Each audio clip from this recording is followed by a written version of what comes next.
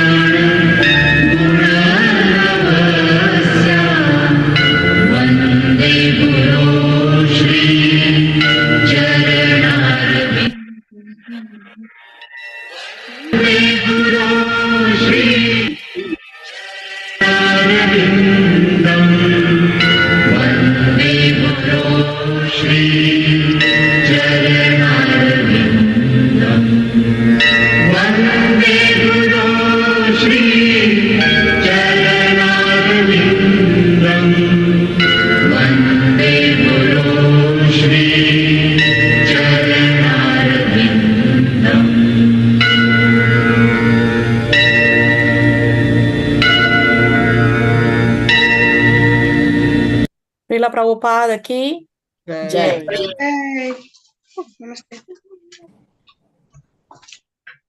Om Ajnana Timirandasya Jnananjana Shalakaya Chakshurunmilitam Yena Tasmai Shri Gurave Namaha. Nama Om Vishnu Padaya Krishna Prestaya Bhutale Srimate Bhaktivedanta Swamin Iti Namah. Namaste Saraswate Deve Gauravani Pracharine Nirvisheshna Shunyavadi Paschatya Deshatarine. He Krishna Karuna Sindhu Dina Bandhu Jagatpate Gopesha Gopika Kanta Radha Kanta Namostude Tapta Kanchana Gaurangi Radhe Vrindavaneshwari Vrishabhanu Sute Devi Pranamami Hari Priye Vancha Kalpa Taruvyascha Kripa Sindhu Vya Evacha Paditanam Pavanebhyo Vaishnavebhyo Namo Namaha. Jai Shri Krishna Chaitanya Prabhu Nityananda Shri Advaita Gadadhar Shrivasadi Gaura Bhakta Vrinda. Hare Krishna, Krishna Krishna, Hare Hare, Hare Rama, Rama Rama, Hare Hare. Please repeat after me. Om Namo Bhagavate Vasudevaya. Om Namo Bhagavate Vasudevaya. Om Namo Bhagavate Vasudevaya. Om Namo Bhagavate Vasudevaya. Om Namo Bhagavate Vasudevaya. Om Namo Bhagavate Vasudevaya. Okay, so we welcome all of you to our weekly Bhagavad Gita classes. We have with us here Harman Bakshani, then we have Vivansh, Ranjit Das, Ritu Lalwani, Lavina, Auntie Nita, we have Aja, Ayush, Disha Melwani, then we have Deepa, Anjali Karnani, Karuna Jadwani, we have Khushbu, we have Manju, Mahek Pakshani, then we have N.C. Venkatchari, we have Pavani with Sahit, and we have Rajiv Kumar. Then my parents are there, Ranjit Das, Saket Polishetty, Varsha Mayani, and Venkatesh A. Okay, so what did we see in the previous class? We started with chapter number 6. 6. What is the title of chapter 6? Jnana Yoga. Dhyana Yoga. Dhyana Yoga, any other name by which we know Dhyana Yoga? Ashtanga Yoga. Ashtanga Yoga. So how many stages are there in Ashtanga Yoga? 8 stages. 8 stages, isn't it? Yes, very nice. So what did we see in Ashtanga Yoga?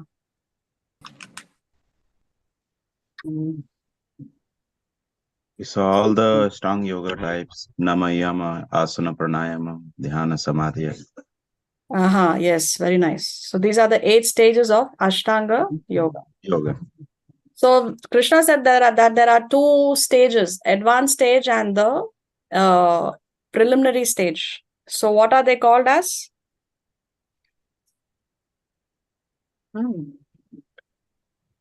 Advanced stage. Yeah, beginning stage is called as the Yoga Ruruksha stage, and the advanced stage is called as the Yoga Rudha stage. So the first 6, as told to us by Srila Baladev Vidyabhushan, the first 6 belong to the beginning stages, and the last 2 belong to the advanced stage of Ashtanga Yoga. Okay, what else did we see? We saw something called monkey renunciation. Who can explain what is monkey renunciation?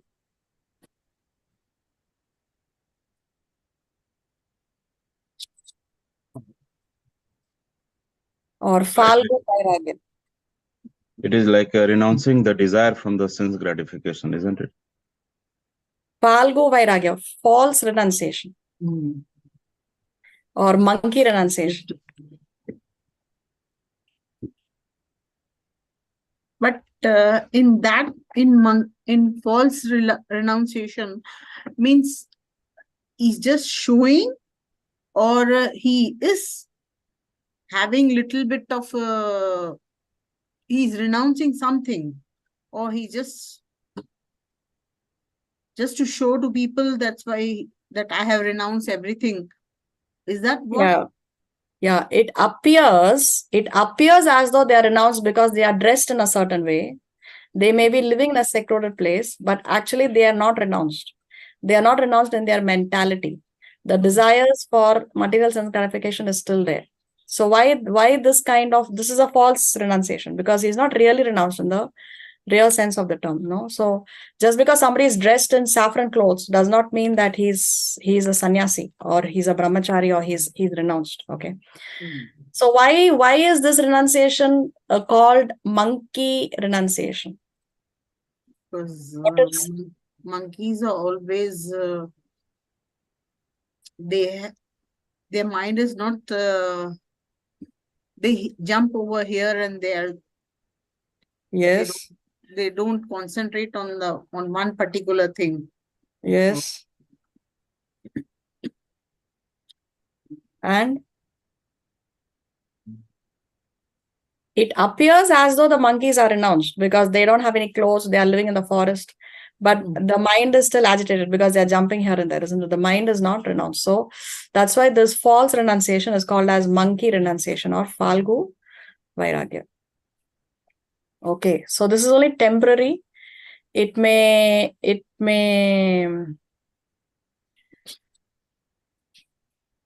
even if somebody goes to the forest, if by mentality he is not renounced, it will last only for some time, very short period, because the mind is not renounced. He will go back to the old practices.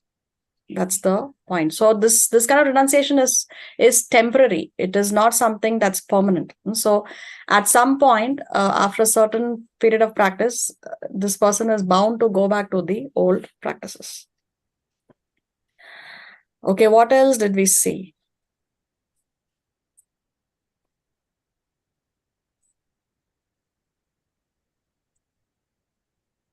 So under what conditions the mind is our enemy, and under what conditions the mind is our best friend?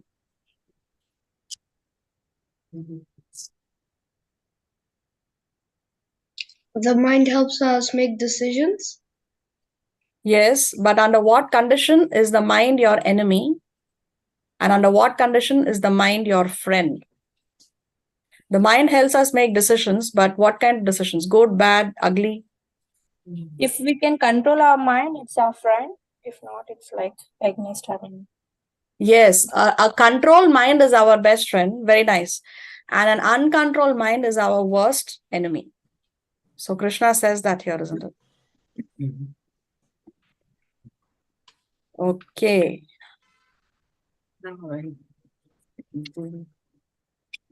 Okay, let's begin today's class. Who can read today? I can read today. Okay, thank you, Harman.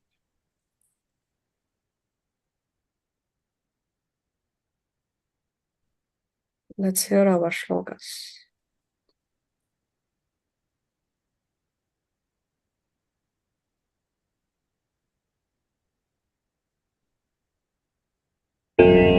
योगी युञ्जीत सततम् आत्मानं रहसि स्थितः एकाकीयत चित्तात्मा निराशीरपरिग्रहः. A transcendentalist should always engage his body, mind, and self in relationship with the Supreme. He should live alone in a scheduled place, in a secluded place, and should always carefully control his mind. He should be free from desires and feelings of possessiveness. So here in this section, Krishna is going to describe how to do Ashtanga Yoga. So what is it? The first thing that Krishna says here is he should engage his body, mind, and self in relationship with the Supreme. So remember, this entire section is how to do Ashtanga Yoga. Then Krishna says he should live alone in a secluded place. So in Ashtanga Yoga, you have to leave your home. And then he says he should always carefully control his mind. He should be free from desires and feelings of possessiveness. Now in Bhakti Yoga, does the same apply? In Bhakti Yoga, do we have to engage body, mind, and self in relationship with the Supreme? No. Okay, why do you say no? Yes. Why do you say yes? Because you have to engage with the Supreme Lord. It's not necessary that you have to leave the house and go. So this first thing that you have to engage your body, mind, and self in relationship with the Supreme applies to both Ashtanga Yoga and in Bhakti Yoga as well. If you read the purports of this section, Srila Prabhupada contrasts Ashtanga Yoga with Bhakti Yoga, and he says why Bhakti Yoga is superior to Ashtanga Yoga. Now Krishna here, he's only discussing Ashtanga Yoga. He is not contrasting it with Bhakti Yoga yet. Later, of course, Krishna will establish the superiority of Bhakti Yoga over all other yoga systems. Krishna says that. But Krishna is not saying that yet.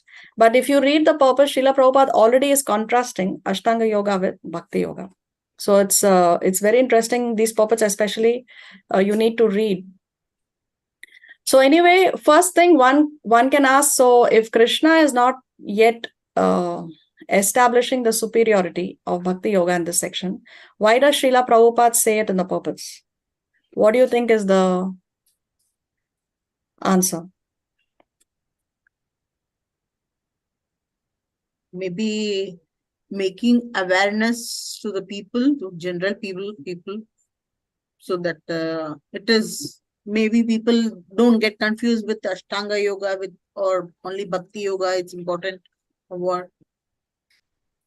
So that's why there's a contraction between comparison between Yes. So he can do it when Krishna does it. Now, why is he doing it before Krishna does it? We can ask like that, isn't it? So why do you think he does that now itself?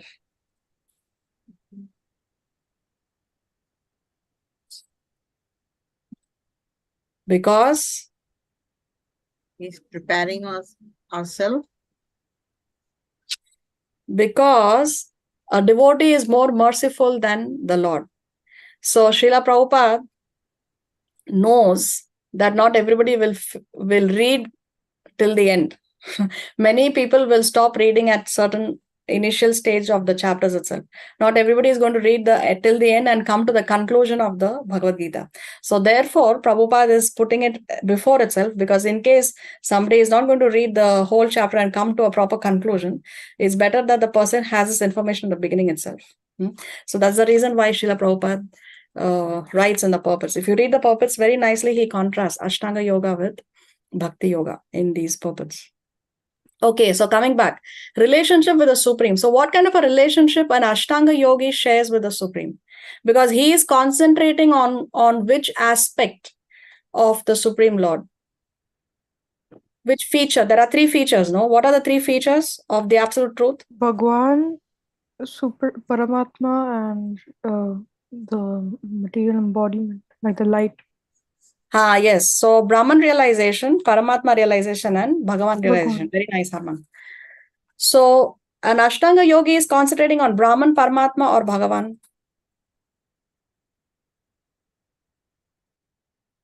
Paramatma. Paramatma, yes, very nice. But a Bhakti yogi, what is his concentration? What is Bhagavan. his relationship? Bhagavan feature, isn't it? So the relationship with the Supreme of an Ashtanga yoga is limited only to the Paramatma feature. But a Bhakti yogi, he realizes all three, because if one realizes the Bhagavan feature of the Lord or God as a person, right? Because Brahman realization is to realize God as a light or only an energy. Paramatma realization is to realize the Lord as the super soul, as a Paramatma and the heart of every living entity. And Bhagavan realization is when you realize God as a person. So one who has Bhagavan realization, he has automatically realized Paramatma and Brahman realization.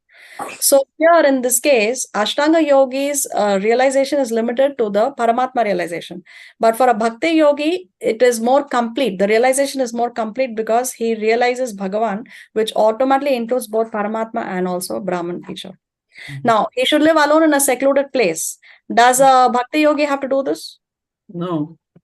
No, we can practice in our homes, isn't it? We can be working, we can go for a job, we can be taking care of our families, but we can still practice Bhakti Yoga. So Bhakti Yoga does not require you to leave your homes. Then should always, one second. I always end up doing, I don't know how to get this back.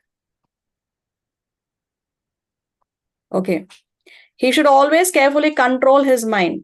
Does a Bhakti yogi control the mind? Yes. Yes. Then he should be free from desires and feelings of possessiveness. So Ashtanga yogi should be free from desires. But coming to desires, we should remember that there are two kinds of desires, material and spiritual. So what kind of desire is not good for our spiritual well-being? Material. Material. Can we have spiritual desires? Yeah. Yes. Can you give me some examples of spiritual desires? Serving the Lord, serve like the Krishna, desire. to Serving serve the the Lord. devotees, What's that? serving the devotees also, and making prasad and Serving the devotees and serving them prasad. But Offering. desire to serve the devotees, right? We are talking about desires. So if one has a desire to serve the devotees, one has a desire to serve the Lord, it's a spiritual desire. What else can be a spiritual desire? Offering, offering like fruits, water. Okay, fruit, Be one water, with God. prasad. What's that? Be one with God. To be It's a one with desire. God, to have the desire to be with the Lord. Yeah. Yes, very nice. Then what else? The desire to serve the Lord. Desire to serve the Lord. So any kind of desire that was good for my spiritual well-being. If somebody has a desire to, if somebody just prays for their own spiritual advancement also, I would like to, please, my dear Lord Krishna, if you so desire, please help me advance in my spiritual life. So anything that is good for your advancement in your spiritual life, that is a spiritual desire. Anything that is materialistic on the bodily concept, no related.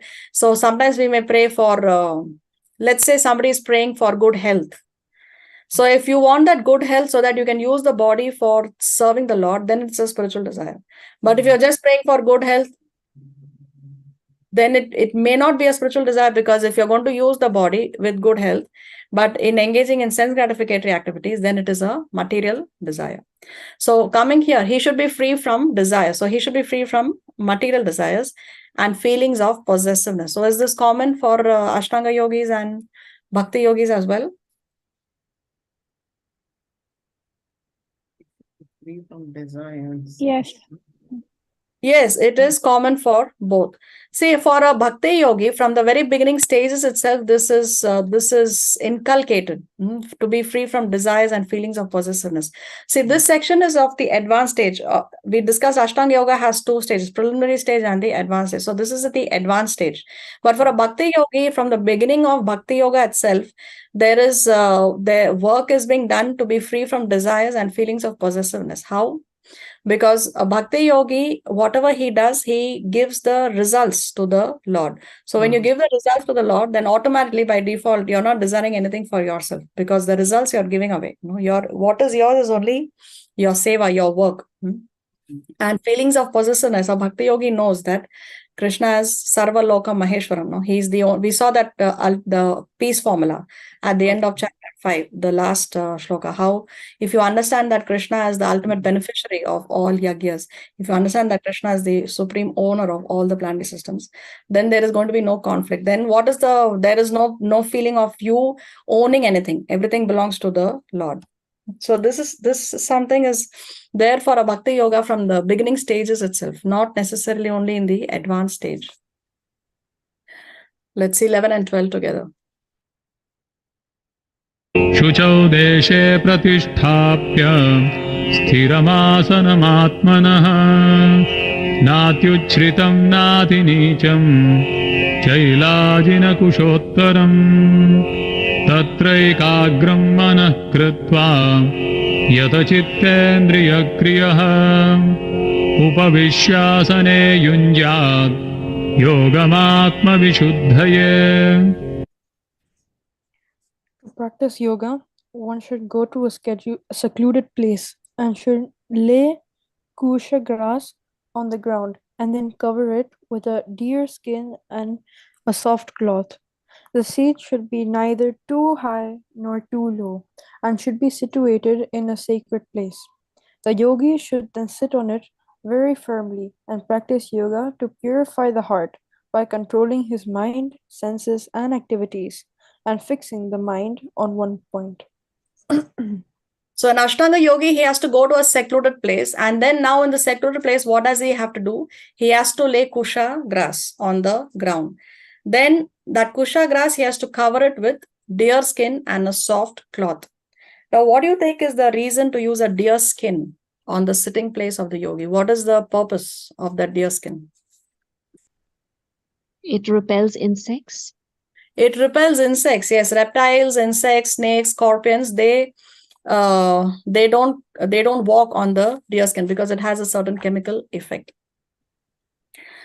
So this deer skin, how do they get the deer skin? Do they kill the deer and get the deer skin? How they're getting the deer skin? No, when the deer dies, afterwards they remove the skin and then they use it as a deer skin. Yes. So a deer who has died a natural death, that deer skin is used for this. It's not that they go to the forest and then they kill a deer and get the skin. No. Okay, then now this particular seat, how should it be? It should not be very high. It should not be very low. See here in the Sanskrit, na ati uchritam, not very high. Na ati nicham, not very high, not very low. And the asanam, the sitting place should be sthiram. It should be it should not be something like a rocking chair or something. It should be firm. Then this we already discussed, no? Kusha, it should be covered with the kusha grass and soft cloth and deer skin. Then what the yogi has to do, the yogi should sit on it very firmly and practice yoga to purify the heart by controlling the mind, senses, and activities and fixing the mind on one spot. So we discussed how the yogi focuses and he tries to raise the consciousness from the lower chakras to the higher chakras. So do we have any such conditions in Bhakti Yogi? Do we need a deer skin, soft cloth, kusha grass? No. No, you can sit on your chair, you can sit on the floor, you can sit anywhere, you can walk, you can do anything and you can still practice Bhakti Yoga. So we don't have these specifications in Bhakti Yoga. Yeah, 13 Mataji, and 14. in the last class, you said the more you breathe, it reduces your lifespan. And in yoga, we breathe less. This is what it says, right? But there are certain types of yoga. I don't know, is it prescribed in the Shastra or not? Like Kapalbhati, we breathe more than usual. So it is not advisable then. But we are breathing more, that means we are reducing our lifespan. If your breathing is at a fast pace, then the lifespan is reducing, yes. Yes. So Kapalbhati and other yoga that we do, whatever Baba Ramdev says, and so those are not prescribed as per the Bhagavad Gita or Shastra. No, but I don't know the details of what he teaches. I have not seen. I don't know what I have no idea. I cannot comment on that. I don't know. I've never seen. So what you recommend is all the yoga which reduces the slow, go to the slower pace, right? Breathing at a slower pace. So what is it that you want? You want to live a long life or you want to go back to Godhead? What do you want? Both. So if you want to go back home, back to Godhead, Krishna recommends Bhakti Yoga. See, there is Bhakti Yoga, there is Karma Yoga, there is Jnana Yoga, and there is Dhyana Yoga or Ashtanga Yoga. Okay. So if the goal is to go back home, back to Godhead, even if one is living for a short period, but you're going back home, back to Godhead, then what does it matter? But if one is living a long life, but if one has to come back again, then what is the use of that long life? So first priority is what you want to prioritize first. I want to go back home, back to Godhead. Now, one may have the desire to live a long life because the longer one can live, the longer one has the opportunity to do service. No, for example, there are some services that you can do in the material world, but you can't do in the spiritual world. What are the services that you can do in the material world, but you can't do in the spiritual world? Who can say? Say the question again.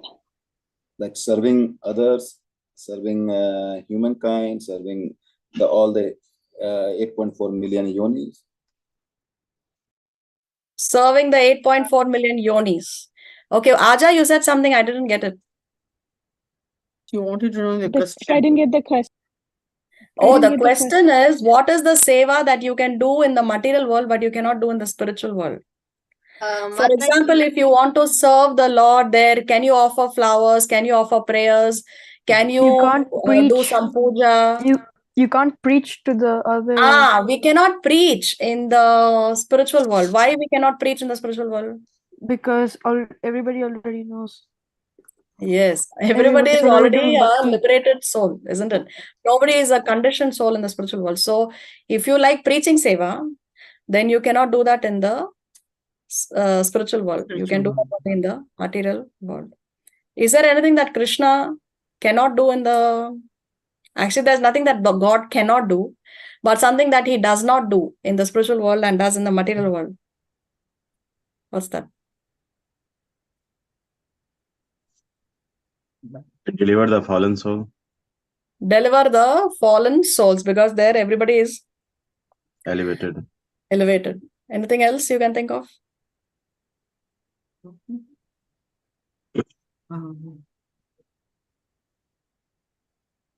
Can Krishna kill demons in the spiritual world? No. No, because there are no demons in the spiritual world. Like that. So anyway, coming back to the original question, which Rajiv asked, if you want to live a long life, then yes, deep breathing is recommended. And see yoga, the word yoga in the modern times is just reduced to these asanas, the physical exercises, and in that the concentration is on the breathing, so that will extend the lifespan. But the point is, if you want a recommended yoga system, which is between, if you want to choose between karma yoga, dhyana yoga, Jnana yoga and bhakti yoga, then Krishna recommends bhakti yoga. Does that answer your question? Yes. No, I was clear, but I had these kind of doubts that whatever yoga modern days we do, like it's not matching what you said last time. So that's why this question was coming. Yeah, the modern time, there is very less information that people have from the Shastras, and what is being said, I don't know. I don't watch. I don't know. I have no idea. Okay. But anyway, this is what Krishna says. Okay. Okay. So did we do 13 and 14? No. No. Okay. समं कायशिरो ग्रीवं धारयन्नचलं स्थिरः सम्प्रेक्ष्य नासिकाग्रं स्वं दिशश्चानवलोकयन् प्रशान्तात्मा विगतभीः ब्रह्मचारिव्रते स्थितः मनः संयम्य मच्चित्तो युक्त आसीत मत्परः. Translation. One should hold one's body, neck, and head erect in a straight line and stare steadily at the tip of the nose. Thus, with an unagitated, subdued mind, devoid of fear, completely free from sex life, one should meditate upon me within the heart and make me the ultimate goal of life. So one should hold one's body, neck, and head erect in a straight line and stare steadily at the tip of the nose. So in Ashtanga Yoga or Dhyana Yoga, the eyes are open or the eyes are closed? Eyes are closed. Closed. Closed. So how can you stare at the tip of your nose with the eyes closed? Half closed actually. We should half close the eyes. Yes, it should be just open enough to be able to stare at the tip of the nose. Not fully open, but not fully closed also. So it should be semi-open. So why should we not completely close the eyes? So we should you not don't fall receive. asleep. So we don't fall asleep, because the danger of completely closing your eyes and engaging in Dhyana Yoga is that one may go to sleep. And if your eyes are fully wide open, then what is the danger? We just see all the material things sense. and we just One get gets distracted. distracted. Yeah, one may get distracted. Okay, so one has to sit with body, neck, and head in the same straight line. Why? Why should the body, neck, and head be in the same straight line? All To raise the chakras. energy through the chakras. Okay. How do you get more energy by keeping your body, neck, and head straight? The energy rises, no, from the chakras. From Okay, the but lower chakras to the initially higher it's from the lower to the higher. It's not going to happen in one day. We will be See, more when we sit straight, then what happens? We facilitate that more oxygen is entering the body. How? Because the lungs are open. No, we are not. When we sit like this, then the lungs are getting shrunk.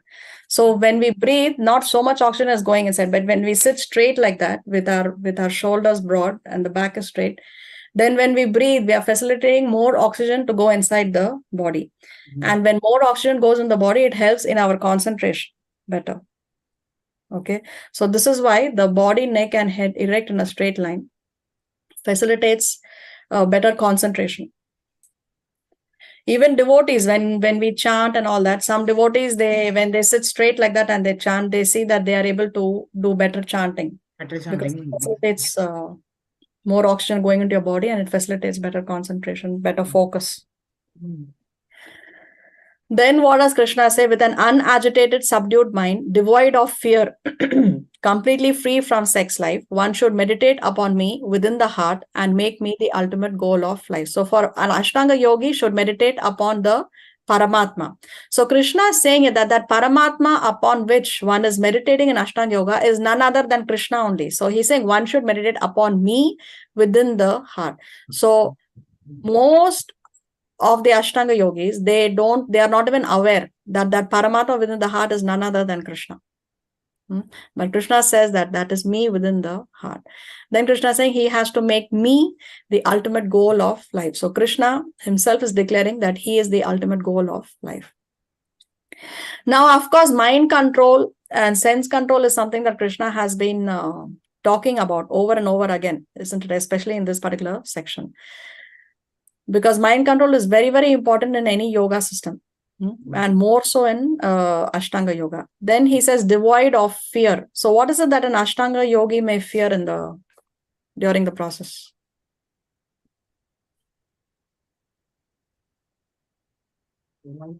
That he might fall to lower stages.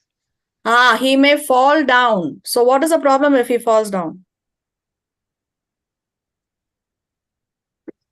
Again, then can't- more time will be required to go to the higher stages of Ashtanga. More time will be required. And for a Bhakti Yogi, can a Bhakti Yogi fall down? No. A Bhakti Yogi can never He- fall down? No, he also can if Yes, a Bhakti Yogi also can fall down. Maybe he also can go back to the old practices. But what is the difference between the fall down of a Bhakti Yogi and an Ashtanga Yogi? Bhakti Yogi starts from where he left the process, and Ashtanga Yoga he has to start again. Yes, exactly. In Bhakti Yoga, if you end this lifetime at 20, let's say you did 20% Bhakti, but you went back to bad practices, you fell into bad association. And so in this lifetime, you could only advance to 20%. The next lifetime, you start from 21. But in Ashtanga Yogi, if you fall down, even if you're on out of the 8 stages, let's say you have crossed even the 7th stage, but somehow, for some reason, there is a fall down and you are not able to cross the 8th stage, you have to go back and start from stage 1 all over again. So this is the difference between the fall down in Bhakti Yoga and Ashtanga Yoga. Completely free from sex life. Does this apply to Bhakti Yoga as well? yeah, I think so. Yes. Okay. So what about people who are married and they have children and they are practicing Bhakti Yoga? So if somebody is practicing Bhakti Yoga, cannot get married and have children? They can. They can. They can. Yes. But, They Yes. bring kids and souls Yes. into They Krishna can because consciousness. in Yes, Bhakti, exactly. So in Ashtanga Yoga, there is absolutely no question of any kind of sex life. But in Bhakti Yoga, yes, sex life is permitted within the Grihastha ashram for the sake of having Krishna conscious children.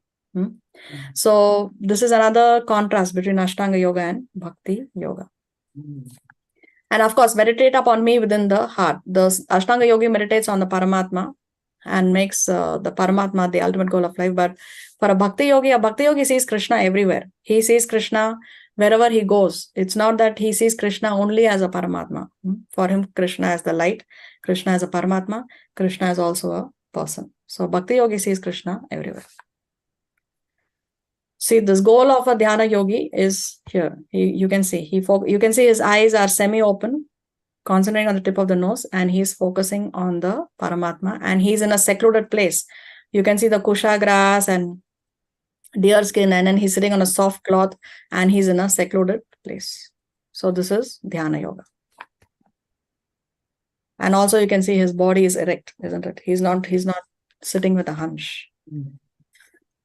The localized Vishnu Murti is the plenary representation of Krishna dwelling within one's heart. One who has no program to realize this Vishnu Murti is uselessly engaged in mock yoga practice and is certainly wasting his time. Krishna is the ultimate goal of life, and the Vishnu Murti situated in one's heart is the object of yoga practice. To realize this Vishnu Murti within the heart, one has to observe complete abstinence from sex life. Therefore, one has to leave home and live alone in a secluded place, remaining seated as mentioned above. One cannot enjoy sex life daily at home or elsewhere and attend a so-called yoga class and become a yogi. One has to practice controlling the mind and avoiding all kinds of sense gratification, of which sex life is the chief.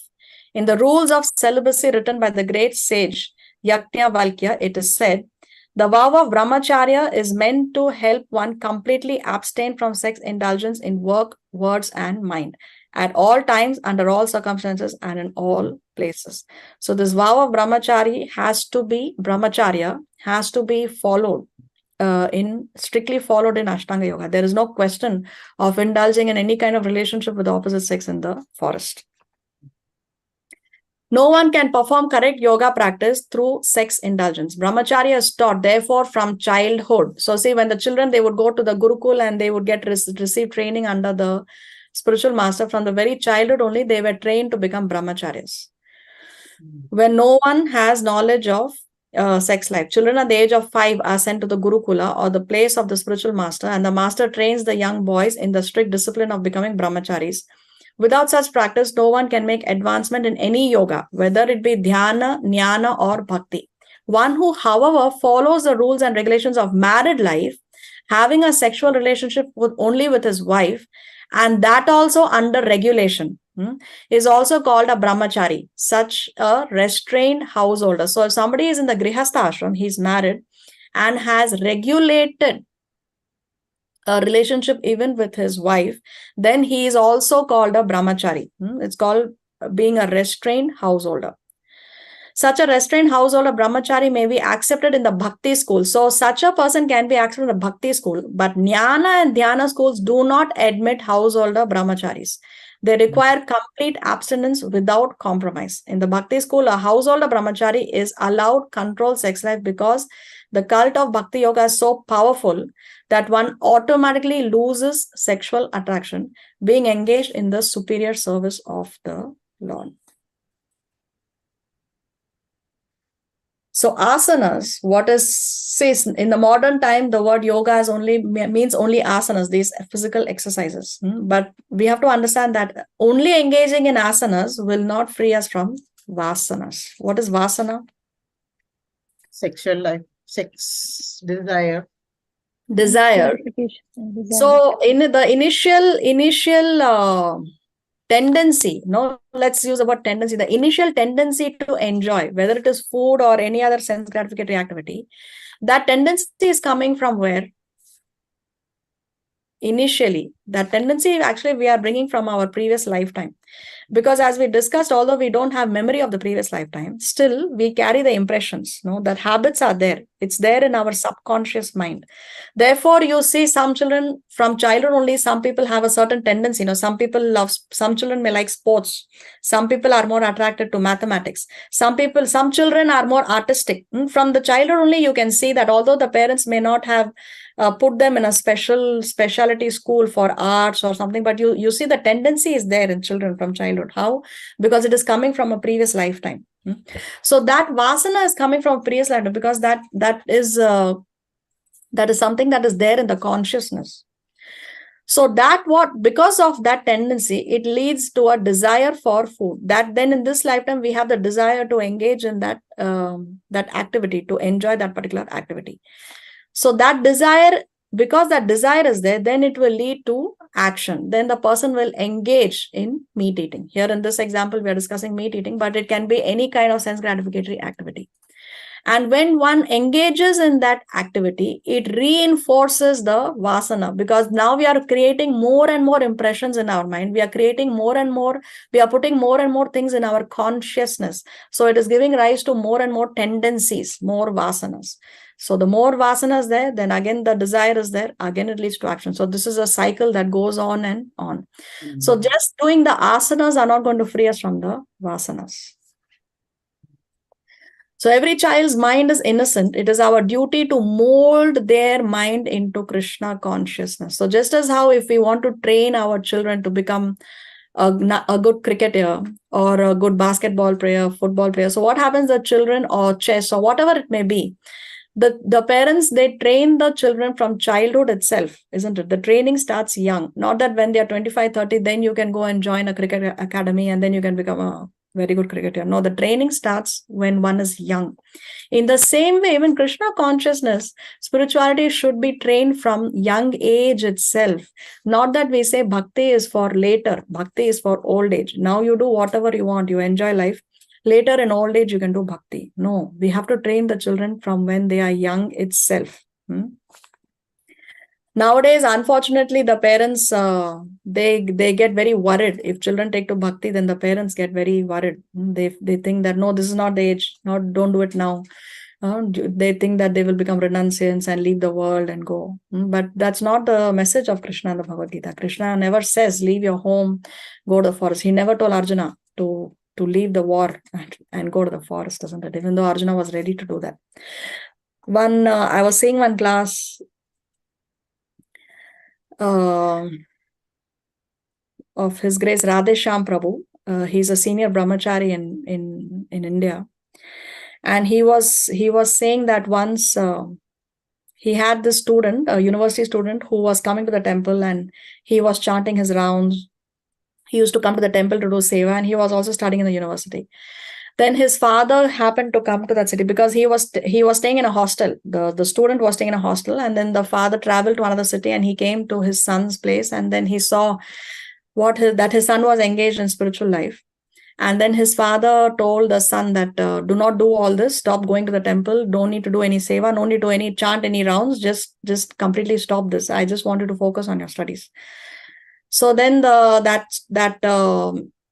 student, he came to the temple and he informed Radheshyam Prabhu because he was under his guidance. So he told him that I will not come anymore and I'm not going to chant anymore because my father has given me instructions to completely come out of all this. So Radheshyam Prabhu said, what can we do? Because it's an instruction from the parents. So he said, okay, whenever you desire to come back, the doors are always open for you. Now then, that was the end of the matter. And for many months, that boy was not to be seen. And then after several months or maybe a couple of years or so, I don't remember properly the time period. But then suddenly he saw the father came to the temple with the bead bag around his neck with tilak on his forehead. And he's come to meet Radheshyam Prabhu and he says, I'm the father of so-and-so. Do you remember him? He used to come to you.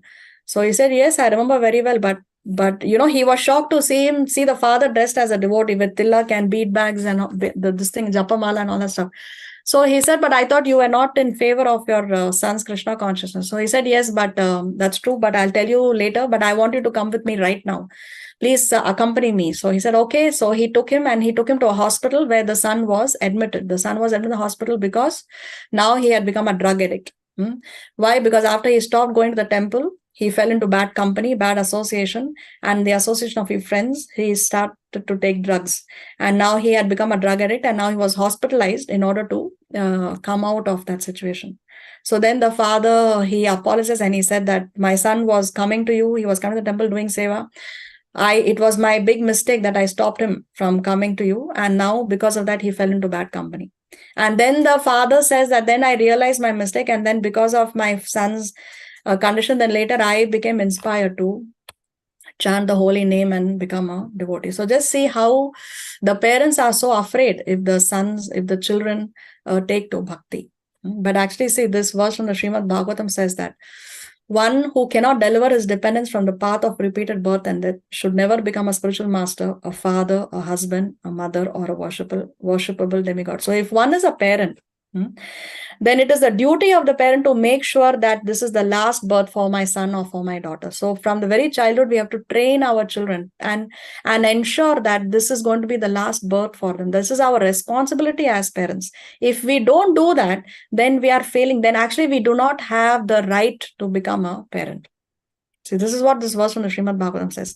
One who cannot deliver his dependence. So if you cannot deliver your children from the path of repeated birth and death, you should never become a father. So this is our responsibility when we have kids. See the global statistics now. There is one death by suicide every 40 seconds worldwide. One death by suicide. So this is the second leading cause of death in the world for those aged 15 to 24 years. So youth. So they say if old people are dying because of old age, disease, it's understandable. But for the age group of 15 to 24 years, the second leading cause of death is suicide. So these are staggering statistics. And unfortunately, this is increasing more and more with every passing year in this age of Kali. The reason is before the youth try this, they don't want to try this. If only they could try spirituality before trying suicide, then they would not be committing suicide because now they know that they are not the body, they are spirit, soul.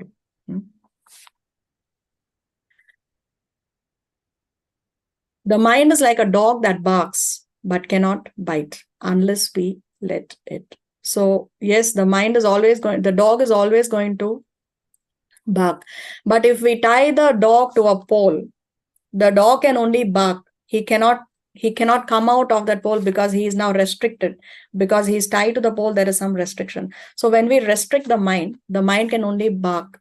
but it cannot bite. It cannot put our thoughts into action. So all kinds of weird thoughts may come to our mind. We cannot control that. No, sometimes we may think, and the most dirty thought or the most weird thought may come to our mind. Now we cannot control that, but what we can control is not put those thoughts into action by controlling the mind. Why? Because again, this particular verse from the 3rd chapter, intelligence is higher than the mind. So when our mind distracts us, we use our intelligence. Intelligence we get from Guru, Sadhu, and Shastra. So the intelligence of Guru, Sadhu, Shastra we use to control the mind. What is influencing our minds the most in the current age? What is it that is influencing us the most? It's the media. What we watch on television, what we hear, what we see so many reels on Instagram and so many other social media. And nowadays everybody has become a Gyani. So many people come and say, they interpret the Shastras and they say so many things. Oh, Ramayana, actually this happened, that happened, Mahabharata, actually this. And they are confusing the people. There is no truth in that, because and even the audience who are just listening, they depend on these reels for information. But how many of us are actually reading the Shastra and getting the knowledge from the Shastra instead of getting the knowledge from the media? So the media is something that's influencing our minds, multiplied, magnified, and magnetized. It is attracting us. It is, and the thought is getting magnified in our minds. It is also multiplied many times.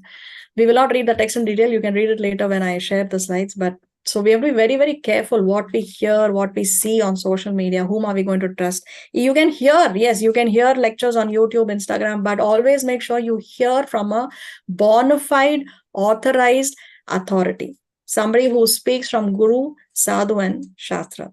Don't hear from people. Their speech may be very attractive, but ultimately it's only crap.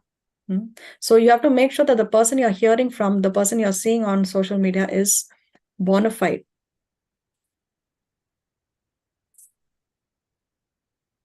Mind your mind to know when it is in order, when on the border, and when out of the order. You should know.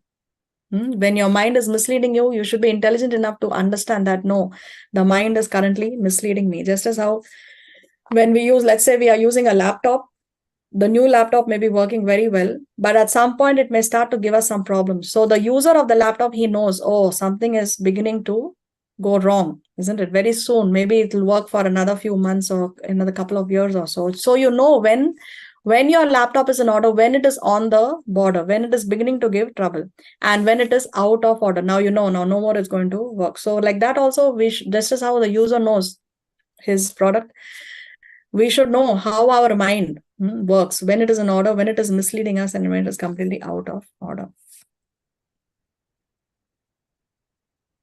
So we need to program our mind with the correct practices. If we live a sattvic lifestyle, if we eat the right kind of food, if we eat prasad, it will purify our mind. If we hear lectures from bona fide authorities, if we hear from bona fide authorities, if we see the beautiful form of the Lord, then we can control our senses. See, why did Prabhupada establish such big temples with such opulent deity worship?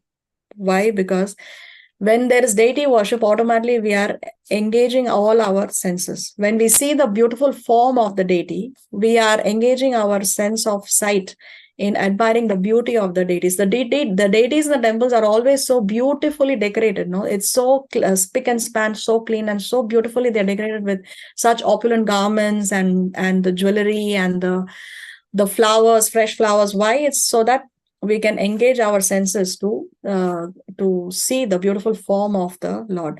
The flowers, when we smell incense, when we smell the flowers, the aroma of the flowers, then we are engaging our sense of smell in the service of the Lord. When Prabhupada established Kirtan, daily classes, every ISKCON temple, every day, no matter where in the world, there are daily Bhagavatam classes and daily Bhagavad Gita classes, Monday through Sunday, national holiday, Sunday, any day, there are definitely classes are held. So why? Because then we can engage the hearing in the service of the Lord. When we eat prasad, in the temple you get prasad, only prasad. So when we eat prasad, we are engaging our tongue in the glories of the Lord. When we chant the holy name, When we do our japa, we are engaging our tongue in the service of the Lord. So like that, all the senses are engaged in the service of the Lord. So we need to have the right practices. With that, we can program our mind.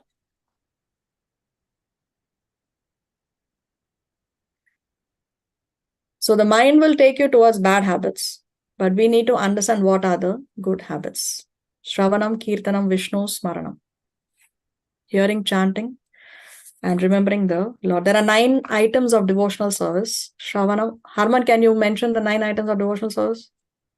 Shravanam, Kirtanam, Vishnu Smaranam, Padasevanam, Archanam, Vandanam, Dasyam, Sakyam, Atmanivedanam. Yes, very nice. So Shravanam means? Hearing. Then Kirtanam? Chanting. Vishnu Smaranam? Chants. Vishnu Smaranam. Smarana means remembering. Okay, remembering. Shravanam, Kirtanam, Vishnu Smaranam. Then Pada Sevanam means? Lotus feet. Worshipping the lotus feet of the Lord. Archanam?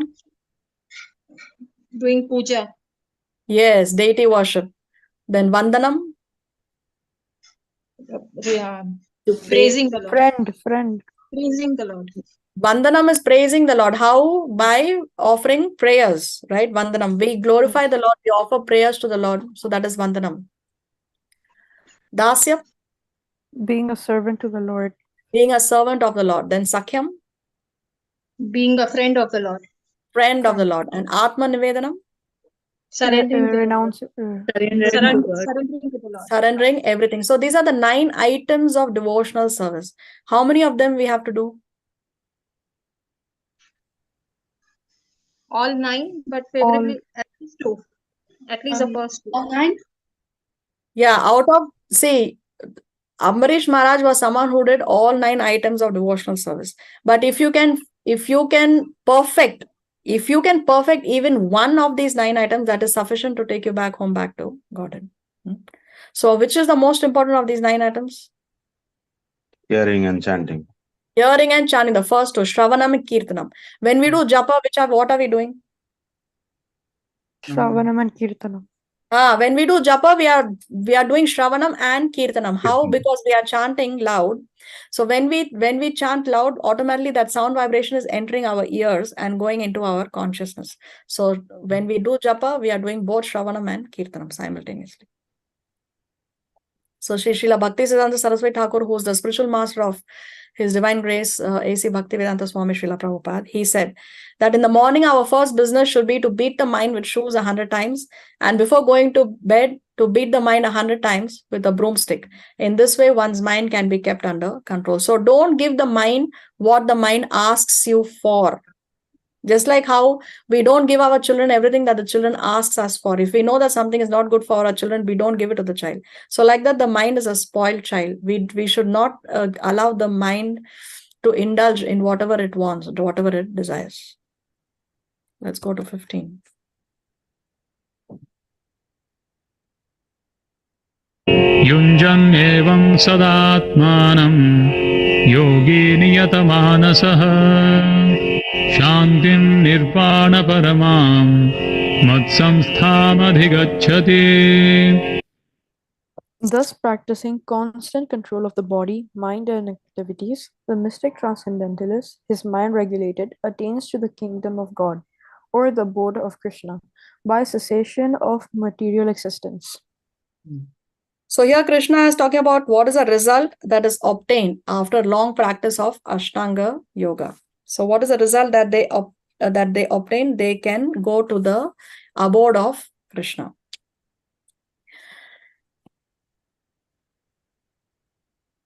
So see, when one engages in Ashtanga Yoga, one gets some side benefits. So of course, the goal is to realize Paramatma.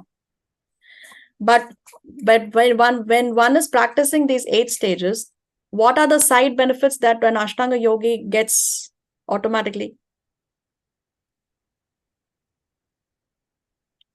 One is?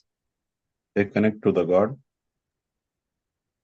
Yeah, that is the goal. Ultimately, it will take them there. But side benefits, which are not so important, but they get. Peace of mind. Peace of mind. Okay. More reasons?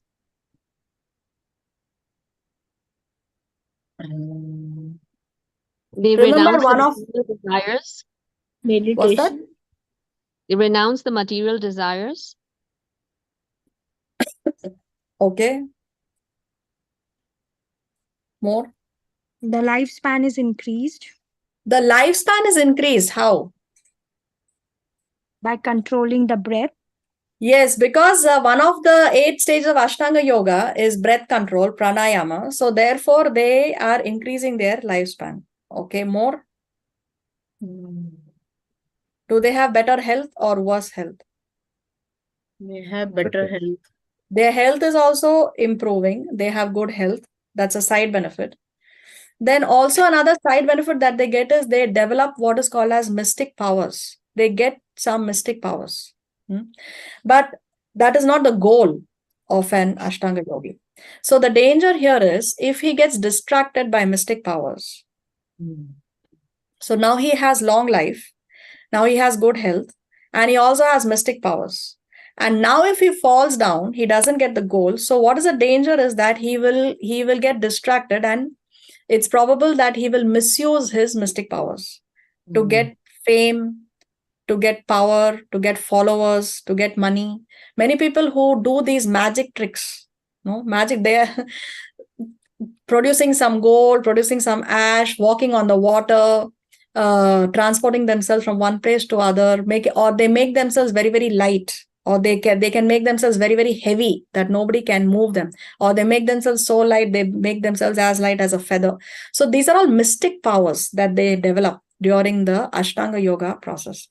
But this is not the ultimate goal. So they need to be determined and just can. It's like if we are going from, let's say one is going from home towards work, right? He's driving towards his work, but on the way there are so many distractions. No, probably somebody is fighting on the road, probably there's some shooting going on, probably there's some Bollywood star here. So these are all distractions. Now if he's going to stop and get off his car and observe the movie shooting, or he wants to see that film star, then he's going to be delayed in reaching his goal, reaching his work. So one should not get distracted. So in Ashtanga Yoga, there is a tendency that one gets distracted by those mystic powers.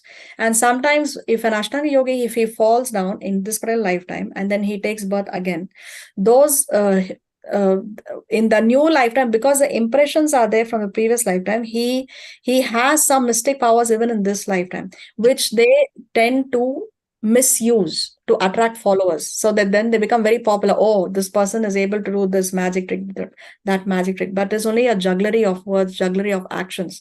So we should not get distracted by such people also, because at the end of the day, if one is not a devotee, one is not does not have any devotion in the heart, no matter what kind of magic trick he may be able to perform, that person is not going to take you back to the spiritual world. So this is another danger in Ashtanga Yoga. 16. नात्यश्नतस्तु योगोऽस्ति न चैकान्तमनश्नतः न चातिस्वप्नशीलस्य जाग्रतो नैव चार्जुन. There is no possibility of one's becoming a yogi. O Arjuna, if one eats too much or eats too little, sleeps too much or does not sleep enough. So you should not eat too much nor eat too little. What is, according to Ayurveda, the stomach, how much should we eat? We should eat till the stomach is half full.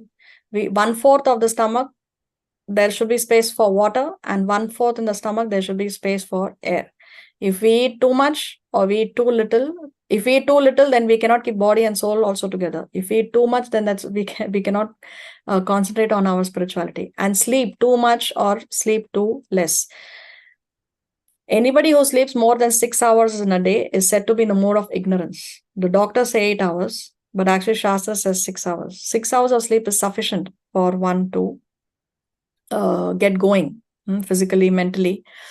But of course, 6 hours is the maximum. There is no minimum limit. There have been Like for example, Haridas Thakur, he would not sleep until he has finished his stipulated chanting of 300,000 names of the Lord. Every day he would chant, and until he would not finish his chanting, he would not sleep. Srila Rupa Goswami would sleep only for 2 hours in a 24-hour period, and that was sufficient for him to get him going. But modern times, if we 6 hours is the maximum, is what the Shastra says. Modern times, how much is it that the doctors recommend? 8 hours. 8 hours. 8 hours, isn't it? But Shastra says 6 hours. युक्ताहारविहारस्य युक्तचेष्टस्य कर्मसु युक्तस्वप्नावबोधस्य योगो भवति दुःखः.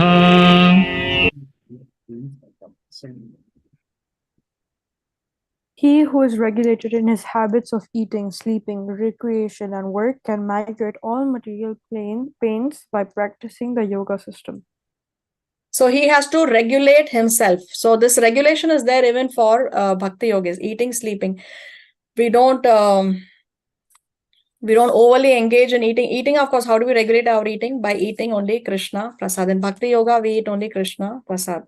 Sleeping also is regulated. You cannot sleep excessive hours, otherwise you're in the mode of ignorance. So anyway, regulation is a must for Ashtanga yogis as well as in bhakti yoga.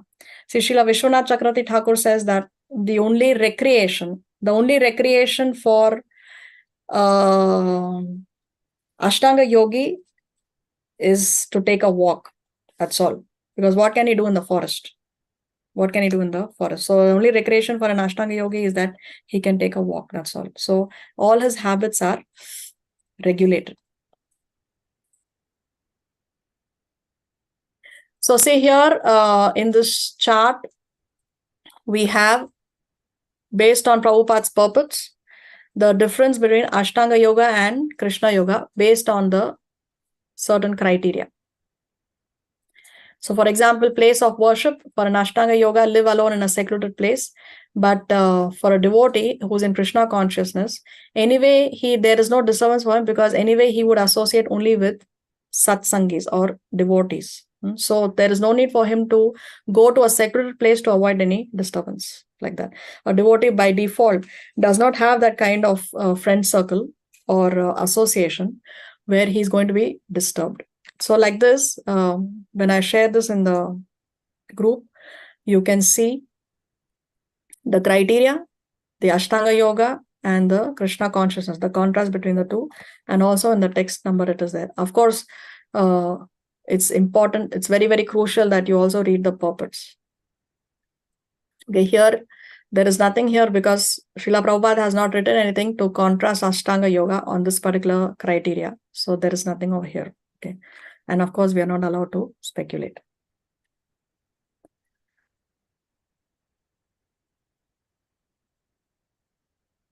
We'll stop here.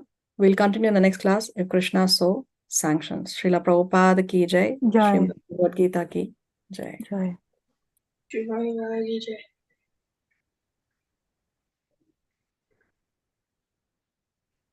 Okay, so today is a very, very auspicious Ekadasi in India. Yesterday, it was here in Chile.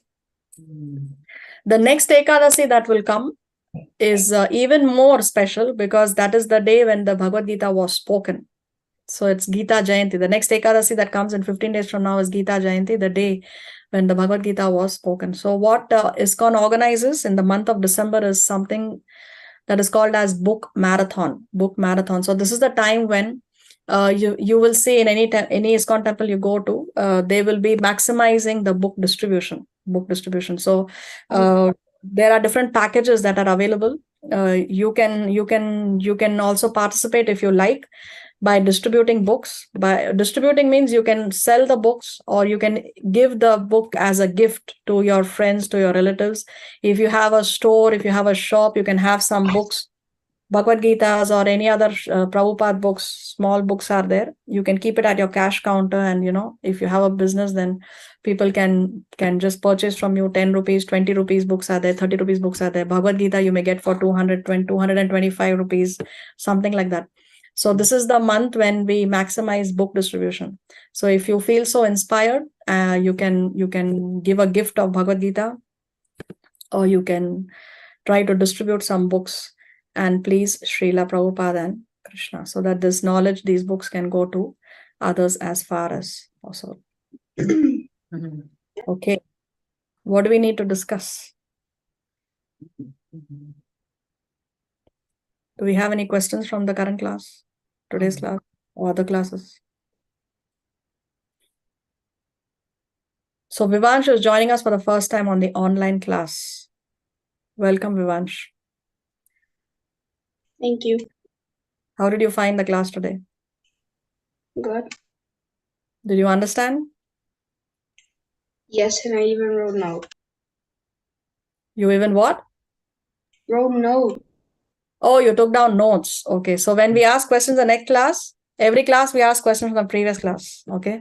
So you can go through the notes and you can answer the questions. And if you have any doubts, you can ask. Okay.